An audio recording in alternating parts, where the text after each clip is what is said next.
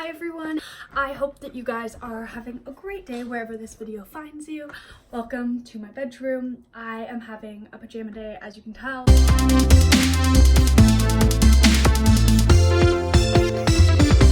So I'll just walk you through exactly how I did it. So I'm just working to become a better version of myself and then to be able to help the world and others around me. So a lot of my goals are 3-paneled, so they affect me, others, and the world. And so that's kind of one of the things that I kept in mind while goal setting. If they aren't something that you actually want to achieve, you never will achieve them. First thing that I did this morning, because it is the last day of the month, is my month at a glance. So I did my December at a glance. I love this.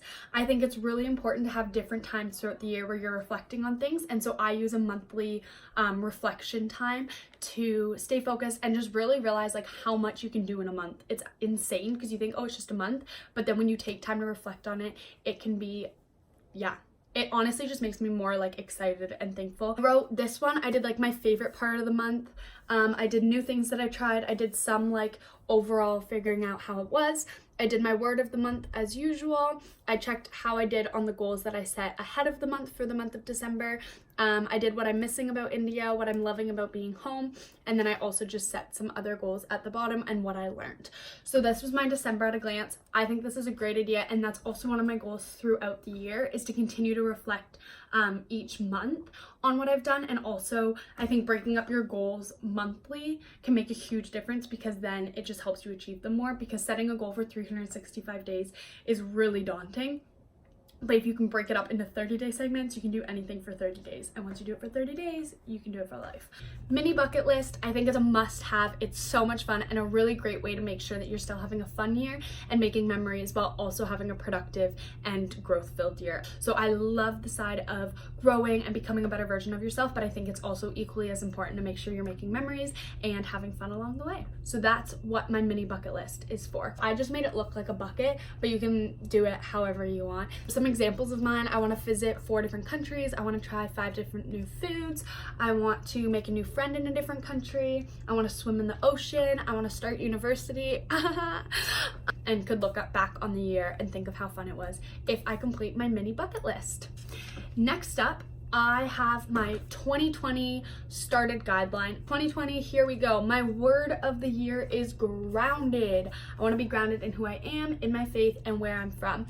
I picked this word honestly because I just felt like it's been on my heart recently a lot about like remembering where I'm from and just being grounded in who I am as I travel, because I was struggling a lot coming up with goals because I don't have routine this year at all. And so my routine is kind of being out of routine. This year is about staying grounded while also being ready to bravely soar. I set my first major goal, goal number 1, live a more sustainable life. Bingo.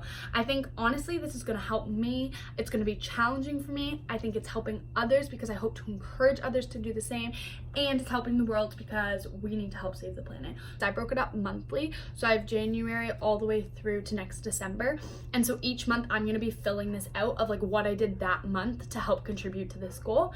And then at the bottom I put like a completed statement. So this is completed if I can truthfully say that I made sustainable changes in my life that I won't reverse, lowering my footprint and also encouraging others to do the same. Is really important to have, if I can truthfully say this, I succeeded, so that you're able to know whether you achieved your goal or not. Goal number 2 for me is feeling confident and healthy. I know this sounds so cheesy, but I've had multiple knee surgeries and I'm at the point now that working out actually causes me more pain than it does joy. And so I want to flip that around. I've had enough of making excuses, but every time I worked out, I just felt like my body was failing me because I couldn't do what I used to be able to do. But I've decided that this year is my year to be able to find a physical workout plan that works for my body and that brings me more joy than pain when I do it, because I know it exists. Again, have each of the months. So what am I going to be doing each month to complete that goal? And then it's completed if I can truthfully say that exercising brings me more joy than pain, and that I'm confident in who I am physically as well as more than that. And then my next goal is to read 25 books this year.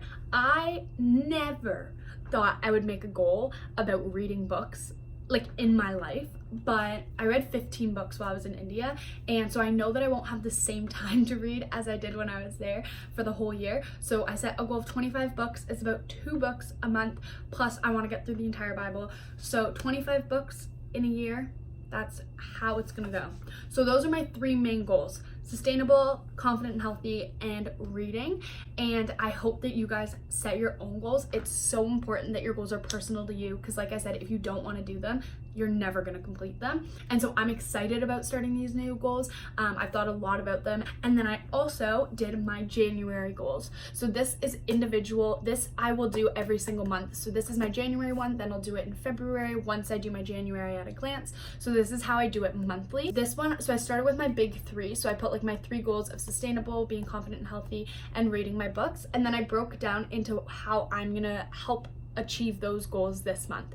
And so for example, my sustainable one, I'm gonna reduce my meat intake to once a day. I usually would eat meat like 2 or 3 meals a day. And then what I'm looking forward to, I'm really looking forward to resting. I've been working so much, and then I'm heading out onto my next adventure, which I will announce where I'm going soon. I'm booking my flight later today. And then down here I put what I call my accountability chart. So I have each day of the month listed out here, and then here I put like a circle, square, and triangle. And so if I do it on the first, I'll put my circle, square, triangle, or whichever ones I do.